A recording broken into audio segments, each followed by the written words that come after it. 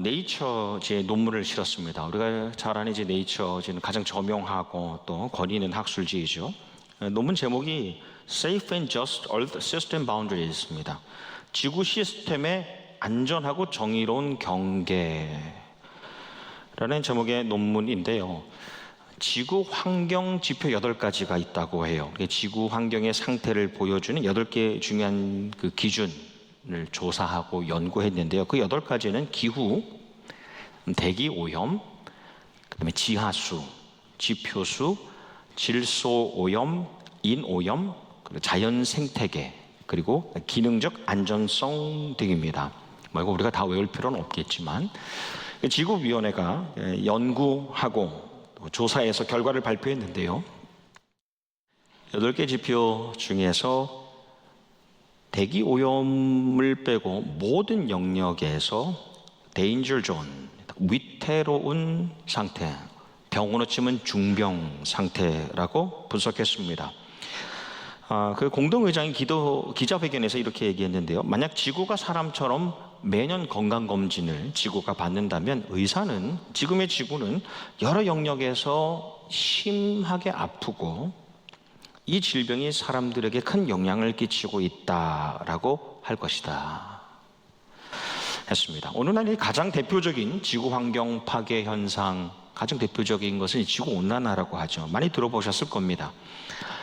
땅에서, 지표에서 온실가스가 올라갑니다. 우리가 사용하니까요. 온실가스, 이산화탄소, 메탄, 수증기 등이 대기에 방출이 되면 이 지구의 온도가 서서히 높여지는 거죠. 점점 올라가는 현상입니다. 이게 지구온난화인데 사실 지구의 온도라는 것은 산업화 이전에는 잘 제기 못하고 산업화가 지나고 난 다음에 1850년부터 이제 지구의 온도, 평균 온도를 쟀습니다. 170년 전부터 쟀는데 그때 온도가 평균 14도였어요. 근데 2024년 현재는 1.3도가 오른 15.3도라고 합니다. 별로 체감이 되지 않으실 것 같은데요. 사실 2018년에 지구온난화 1.5도 특별보고서에서 예상을 했습니다. 한 2030년, 빠르면 2030년 아니면 2050년쯤에는 한 1.5도가 올라서 그때는 이제 15도 정도 되지 않을까 넘지 않을까 생각을 했는데 그거에 비하면 10년 정도가 앞당겨진 겁니다. 1.5도가 오르면 지구가 지금 상태를 견뎌내지 못한다는 겁니다. 점점 심각할 정도로. 그래서 지구 온도가 이렇게 오르는 것이 뭐 그렇게 크게 문제가 되느냐라고 질문할 수 있습니다. 온실가스 조금 쓰는 것이 우리 심각한 일인가라고 의문을 가질 수 있습니다. 사실 지구의 온도가 이제 항상 항상 일정하지는 않아요. 우리 지구가 이제 온도가 이제 왔다 갔다 하긴 하는데 이 지구의 온도에 가장 민감한 부분이 사실 바다입니다. 이 바다가 영향을 받고 이 바다에 붙어 있는 땅들도 그 근접해 있는 땅들이 영향을 받게 됩니다. 보신 분들 계시겠지만 한 2년에서 7년, 평균 5년 주기로 태평양에 서쪽 태평양, 동쪽 태평양이 있잖아요. 서쪽 태평양은 이제 아시아, 동쪽 태평양에 근접한 것은 아메리카인데 온도가 이렇게 한쪽이 높아졌다, 한쪽이 낮아졌다 이렇게 오락가락합니다. 동쪽 태평양이 뜨거워진 것은 엘니뇨라고 하고 서쪽 태평양이 뜨거워지면 라니냐라고 서로 부르게 됩니다. 그런데 온실가스가 계속 분출되면서 지구의 온도가 올라가니까요. 그동안 이 주기가 깨지기 시작하는 겁니다. 수온이 올라가니까 바다가 그전처럼 흐르지 않는 겁니다. 바다가 온도차에 따라서 이렇게 흐르게 되는데 온도가 올라가니까 그전처럼 바다가 흐르지 않게 되면서 서쪽 태평양보다 동쪽 태평양 또 거기 붙어 있는 땅이 점점 뜨거워지는 겁니다. 엘니뇨 현상이 급격하게 자주 일어나게 되니까 지구가 점점 온도가 올라가고 지구가 온도가 올라가니까 엘니뇨 현상이 더 자주 일어나게 되고 그러니까 또 지구가 더 뜨거워지는 이 악순환이 반복되는 겁니다. 그래서 이 동태평양의 이 바다에 인접한 곳의 기후가 변하게 됩니다. 뭐 다른 지역 이야기가 아니라 우리 이야기죠. 여름이 점점 더워집니다. 폭염이 오고요. 겨울은 점점 더 건조해집니다. 그래서 대형 산불이 일어납니다. 비가 안 오는 곳에 비가 오기 시작해요. 하루 이틀 오던 것이 이제는 일주일 거쳐서 오기 시작합니다. 홍수가 나기 시작하죠. 또 비가 오던 곳이 점점 비가 오지 않게 됩니다. 그러면서 가뭄이 오게 됩니다. 이것을 이상기후라고 합니다. 우리 다 좀 느끼는 거지만 요즘 캘리포니아 날씨 어떠세요? 저는 겨우 8년밖에 안 살았지만 처음보다 너무너무 다르다는 것을 느끼죠. 지난 겨울 기억하실 겁니다. 비가 한 일주일 동안 내렸던 거. 또 너무 건조해지니까 캘리포니아에 이 지역에 산불이 나면 산불이 꺼지질 않는 겁니다. 여름엔 얼마나 덥습니까? 이 지구온난화는 거짓이다, 허구다, 너무 과장됐다라고 말하는 사람들도 있었습니다. 근데 굳이 우리가 수많은 전문가들도 그들의 기관이 제공하는 과학적인 수치를 제가 여기서 인용하지 않아도 우리가 느끼고 살잖아요. 느끼죠? 다른 데서 오셨습니까? 애리조나에서 오셨어요? 애리조나도 더 사막화가 되어 가는 겁니다. 우리 인간이 이제 편리하고 편안한 삶을 지향합니다. 그래서 무분별하게 온실가스를 계속해서 내뿜죠. 기온이 자연스럽게 당연히 올라가게 됩니다. 그래서 기후가 급변합니다. 지구온난화인데 이제 어떤 일이 벌어지냐? 과학자들이 많이 예상하고 나누는 것처럼 해수면이 상승하죠. 해변에 있는 도시들이 점점 잠기기 시작합니다. 강수량이 변화합니다. 한국도 그걸 경험하고 있죠. 옛날에는 이제 우리가 장마철이라고 해서 한국에 딱 비 오는 기간이 있고 그 다음 지나면 쨍해졌잖아요. 이제는 그게 아니라 열대성 폭우가 내리고 아침에 막 비가 왔다가 낮에는 해가 쨍 비추다가 또 오후에 비가 오는 강수량의 변화가 생깁니다.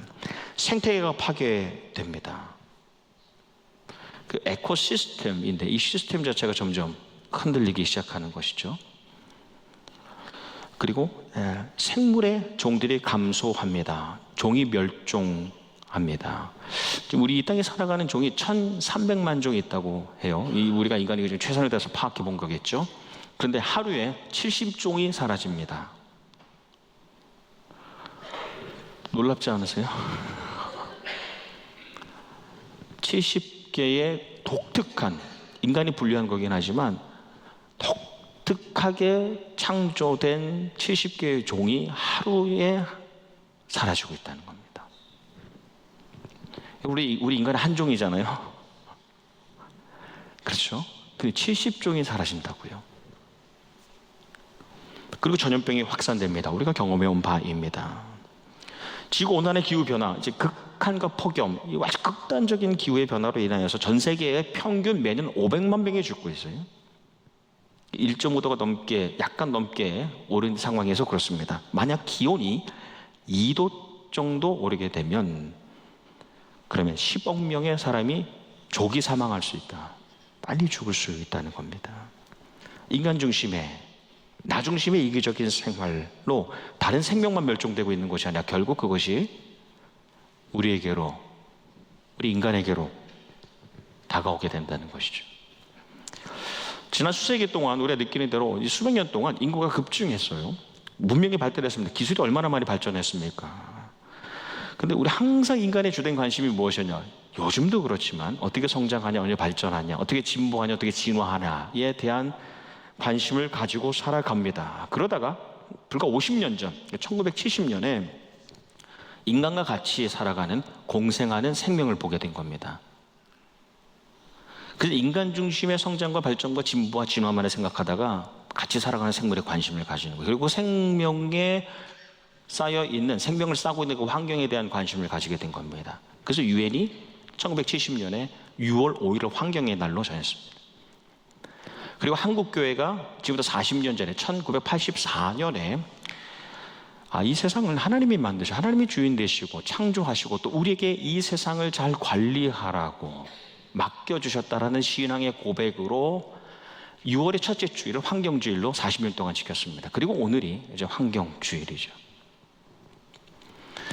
아마 우리 교회뿐 아니라 한인교회와 한국교회 또 세계교회가 이 주일에 비슷한 메시지를 선포하고 또 같이 기도하고 또 고심하고 또 실천하는 교회들이 있을 겁니다. 근데 안타까운 것은 우리가 느끼는 대로 제가 우리 교회 와서 벌써 8번째 환경주일이 되겠죠. 그동안 어떤 변화가 있었는가 생각해 보게 돼요. 진짜 변화가 있었는가 말이죠. 오늘 2024년 환경주일에 나눈 이 말씀, 출애굽기 34장 말씀입니다. 이 말씀의 배경은 이래요. 하나님께서 출애굽하게 하셨죠. 이스라엘 백성을 출애굽하게 하시고 백성들을 시내 산에서 만나세요. 그리고 하나님의 말씀을 주시면 하나님의 백성을 삼습니다. 그런데 이 백성들이 처음 실수하잖아요. 실패하잖아요. 모세가 내려가 보니까 우상, 애굽에서 섬기던 그 우상, 우리를 풍족하게 하는 그 송아지 우상을 만들어서 숭배하고 있었습니다. 하나님께서 멸하시기로 하실 때 모세가 중보하여서 다시 백성들에게 기회가 생깁니다. 그래서 다시 모세가 시내산에서 하나님을 만나고, 두 번째로 이 모세가 시내산에서 40일 동안 머물면서 거기에서 이 하나님의 명령을 씁니다. 10계명을 써가지고 받아가지고 오지 않습니까? 그때 하나님과 만남 속에서 마지막으로 주신 명령, 모세가 시내산에서 내려오기 직전에 마지막으로 그에게 주신 하나님의 명령이 오늘 우리에게 주신 말씀입니다. 내 토지 소산에 처음 익은 것을 가져다가 내 하나님 여호와 그 전에 드릴지며 너는 염소 새끼를 그 어미의 젖으로 삶지 말지니라. 이 한 말씀은 두 개로 구성되어 있는데 느낌이 어떠세요? 좀 어울리지 않죠? 서로 상관이 없는 말씀처럼 느껴집니다. 이 앞부분은 너는 너희 땅에서 난 첫 열매 가운데, 번역에 보면 제일 좋은 것을 주 너희 하나님의 집으로 가져오너라. 이게 첫 번째고, 뒷부분은 너희는 새끼 염소를 그 어미의 젖으로 삶아서는 안 된다. 두 번째 부분입니다. 전혀 상관이 없는 이질적인 부분이라고, 구절이라고 느낌이 옵니다. 하지만 이 말씀이 전체 율법을 닫는 모세가 시내산에서 내려오기 직전에 하나님께서 주신 마지막 명령으로서의 의미와 가치가 분명히 있는 것은, 부족함이 없이 어떻게 보면 이 말씀은 가장 완벽한 말씀이라고 할 수 있습니다. 첫째, 너는 너희 땅에서 거둔 첫 열매를 하나님께 드리라는 명령입니다. 율법 중에 으뜸된 주 너의 하나님을 사랑하라라는 계명의 첫 번째, 그 계명의 상징적인 실천이죠. 너 보기에 가장 좋아 보이는 것, 그 중에 첫 열매. 여러분, 첫 열매라는 것은 그 다음에 이어지는 모든 열매를 상징하지요. 예수 그리스도께서 부활의 첫 열매가 되신다는 것은 그분을 믿는 모든 사람들이 그분과 같이 부활의 열매에 동참하게 된다는 의미지 않습니까? 그 가장 좋은 것을 먼저 드림으로 주 하나님을 사랑하는 그 계명의 상징적인 실천을 이뤄내는 겁니다. 두 번째는 너는 새끼 염소를 어미 염소의 젖으로 삶지 말라는 이 명령은 율법 중에 첫 번째 계명에 버금가는 두 번째 명령, 내 이웃을 내 몸과 같이 사랑하라. 너와 함께 살아가는 그 생명, 아무리 작은 생명이라도 너의 몸처럼 사랑하라는 아주 실질적인 실천의 명령입니다. 너는 사는 땅의 첫 열매인 그 열매를 하나님께 먼저 드림으로 너의 주인이 하나님이심을, 너가 주인 되지 않고 하나님께서 주인 되심을 고백하고, 또 그 주님을 너가 얼마나 사랑하고 있음을 고백하라는 것이죠.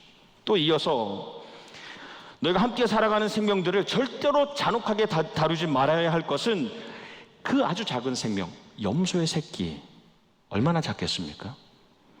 네가 가지고 있다고 생각되는 그것의 가장 작은 생명이라도 그것이 너가 주인 되지 않고 하나님께서 주인 되심을 인정하고 그 생명을 나의 마음으로 사랑하고 있음을 증명하며 살라는 명령입니다.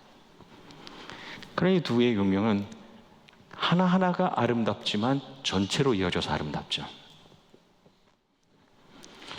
우리가 잘 아는 말씀, 요한복음 3장 16절, 하나님이 세상을 이처럼 사랑하셨는데, 말씀 자체가 도전이 되지 않습니까? 하나님이 인간을 사랑하신 게 아니라 인간을 넘어서서 하나님이 세상을, 이 피조 세계와 온 생명을 사랑하신 거예요. 그래서 독생자를 주셨잖아요. 이 독생자 예수 그리스도의 삶을 보십시오. 하나님의 영으로 충만해서 하나님의 마음을 가지고 인간의 식용을 위해서 시장에서 팔리는 참새 한 마리가 어떻게 팔리는지 그 가치에 관심을 가지시는 거예요. 여기저기 흐트러져 핀 그 꽃 한 송이, 그 백합화의 미모에 감탄하시잖아요. 얼마나 아름답니? 인간의 안락을 위해서 아궁이에 이제 막 던져지게 될 그 들풀의 운명에 대해서 생각하시는 분이십니다. 그래서 이사야 선지자가 이렇게 예언하지 않습니까? 이사야 42장 말씀에 보아라, 내가 뽑은 나의 종, 내 마음, 하나님 마음에 드는 사랑하는 자, 내가 내 영 성령을 그에게, 예수 그리스도에게 줄 것이니 그는 상한 갈대를 꺾지 않으시고 꺼져가는 심지를 끄지 않을 것이다. 우리도 하나님의 영으로 성령으로 채워진 하나님의 사람으로 하나님의 마음으로 생명을 바라보고 그 생명에 관심을 가지고 그 생명을 살리는 사람으로 살기를 원하는 것이죠. 우리 교회도 한 생명에 얼마나 관심을 가지는가, 그게 성령 충만하냐 충만하지 않냐의 어떤 지표가, 리트머스지가 되지 않습니까? 왔는데 아무도 안 알아줘요. 여러분, 성령 충만한 사람들로 가득한다면 그 사람의 살림에까지도 어떻게 살릴 수 있을까에 대해서도 관심을 가지고 살려내지 않습니까? 또한 하나님께서 만드신 아름다운, 우리가 찬양 많이 참 아름다워라 참 아름다워라, 네. 그 아름다운 자연의 모든 생명에 대해서 관심을 가지게 됩니다. 성령 충만하다면. 세계 자문연구소 WRI라는 World Resources Institute에서 요약하고 정리한 이 환경 파괴의 추세, 아주 오래된 글이에요. 사실 이것은 제가 이제 대학원 논문 쓸 때 이걸 인용했으니까 벌써 한 30년 전 글입니다. 앞으로 지구가 맞을 수 있는 환경 파괴 특징 가운데 크게 두 가지입니다. 하나, 환경 파괴의 심화. 이게 30년 전에 예측한 거예요. 환경 파괴 심화. 이제 어떻게 되느냐? 환경 오염시키는, 환경을 파괴시키는 그 물질이, 그 독성이 점점 강력해진다는 거죠. 그래서 우리도 때를 빨리 빼기 위해서, 쉽게 빼기 위해서 점점 독한 성분의 화학 물질을 사용하며 살아갑니다. 두 번째는요, 환경 파괴 확산입니다. 이제는 환경이 어떻게 오염되고 파괴되냐, 한 지역, 한 나라가 감당할 수 없는 한 사회의 문제가 아니라 전 지구적인 문제가 될 것이다. 30년 전에 예측했어요. 실제로 그렇죠. 예를 들면 미국은 이제 워낙 좀 떨어져 있으니까 그럴 수 있지만, 한국 보면, 한국은 공통적으로 이제 한국 분들이 이제 그 어플리케이션을, 대기 오염 농도 어플리케이션 항상 가지고 미세먼지가 이날 있는 건가를 보고 나갈까 말까, 나가면 몇 시에 나갈까, 언제 들어올까를 확인하고 왔다 갔다 합니다. 중국이 온실가스를 유발하는 화석연료라고 하죠. 석유와 석탄과 또 여러 가지 가스를 태우면서 거기서 나오는 모든 안 좋은 것들이 이제 바람을 타고 오지 않습니까? 이 환경의 오염과 파괴의 문제는 한 지역의, 한 나라의 문제가 아니라 이제 전 지구적인 문제가 되어버려요. 하나님의 창조와 하나님의 구원과 하나님의 유지라는 이 하나님의 거룩하신 사역이죠. 하나님의 거룩하신 사역을 전혀 알지 못하는 사람들, 그렇죠? 또 그 사람들이 세워가는 사회와 그런 문화와 그런 국가, 그런 나라라도 하나님의 살아계심과 그분의 경영하심에 대하여 내가 몰랐다, 내가 무지했다라고 부인할 수 없는 것은, 우리 시편 19편 말씀의 다윗의 노래, 하늘은 하나님의 영광을 드러내고, 하늘을 볼 때 내가 하나님이란 존재에 대해서 알지 못하여도 어떤 창조주 조물주의 그 뛰어나심이 발견된다는 것이죠. 창공은 그분의 솜씨, the work of his hands를 모든 이들에게 알려준다라는 겁니다. 아름다운 피조세계를 볼 때에 뭔가 계시다, 뭔가 이것을 운영하고 계신 분이 계시다는 것을 하나님에 대해서 알지 못하고 예수 그리스도 알지 못하여도, 성령의 역사를 몰라도 알게 하셨다는 겁니다. 그래서 핑계하지 못한다는 것이죠. 그 사도 바울의 고백, 로마서 1장 말씀에 보면 메시지 성경으로 번역되면 이렇습니다. 하나님이 창조하신 것을 찬찬히 그리고 유심히 바라보던 사람들은 언제나 그 눈으로는 볼 수 없는 것, 이를테면 그분의 영원한 능력과 신성의 신비를 볼 수 있었습니다. 따라서 누구도 변명할 수 없습니다. 그래서 여러분 한번 보세요. 이 세상의 사람들, 또 그들이 운영하는 기업, 어떤 조직을 보면요, 오히려 어떤 조물주, 절대자의 그 움직임, 이라는 것을 느끼고 다음 후손들에게 어떻게 하면 이 아름다운 자연과 지구 생태계를 물려줄 수 있을까에 고민합니다. 우리는 이미 조금 익숙해진 개념 건데 sustainability라는 말 있죠. 지속 가능성입니다.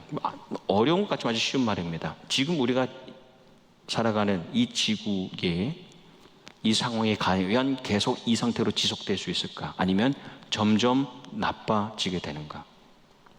세상 사람들이 많이 관심을 가집니다. 그래서 회사를 운영할 때도요, 건물을 지을 때도 친환경적으로 지어요. 이 건물에서는 절대로 쓰레기가 밖으로 배출되지 않습니다. 또 에너지를 사용할 때도 재생에너지를 사용하죠.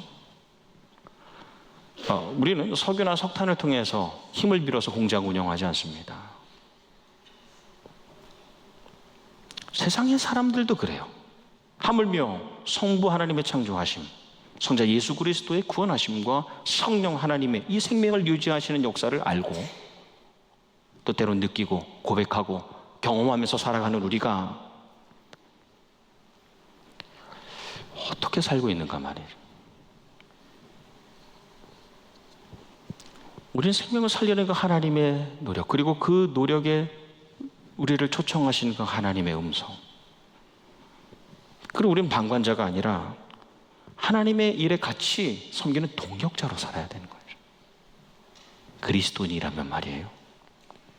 또 우리 공동체의 가정과 교회는 방관자가 아니라 때로는 기민하고 또 이 변화에 민감하고 그 지키기를 노력하는 파수꾼의 역할을 감당해야 되는 것이죠.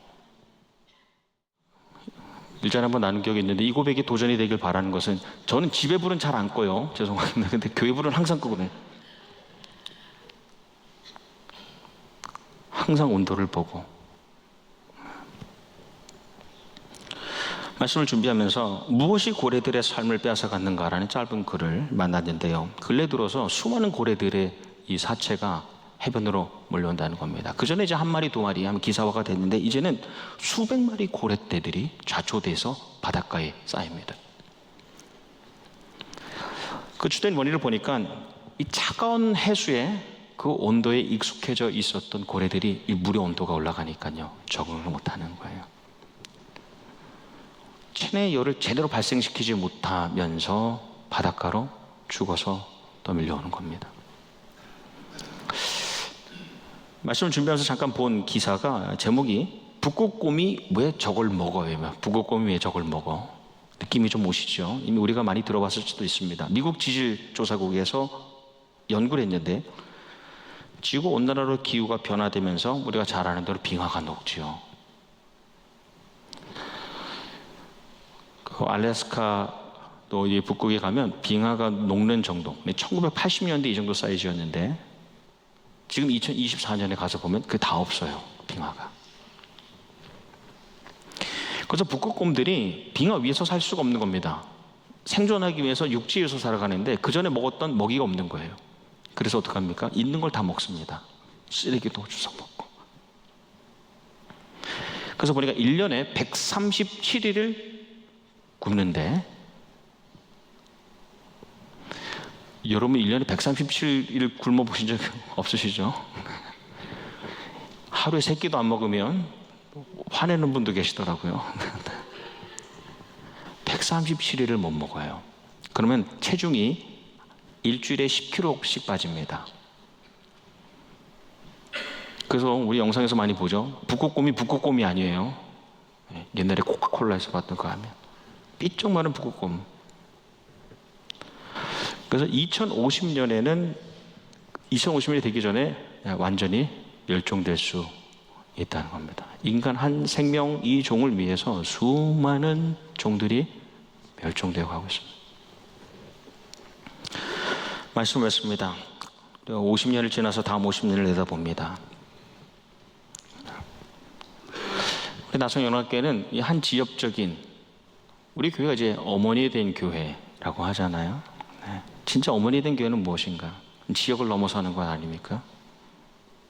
지역적인 이곳을 넘어서 세계와 세상 속에서 이 지구 공동체를 보존할 의무가 어머니 된 교회에 있는 거 아니겠습니까? 네. 아름다운 생명과 환경의 지속을 위해서 하나님께서 우리에게 숙제를 주세요. 반드시 우리가 해야 될 과제입니다. 해결해야 될 과제입니다. 고심하고 노력하고 변혁될 수 있기를 소망합니다. 하드웨어가 바뀌고 소프트웨어가 바뀌고 건물이 변화되고 삶의 방식이 변화되고, 그래서 세상을 향해서도 생명을 살림하는 사람들의 모습을 보여주는 교회가 되기를 주님의 이름으로 축복합니다.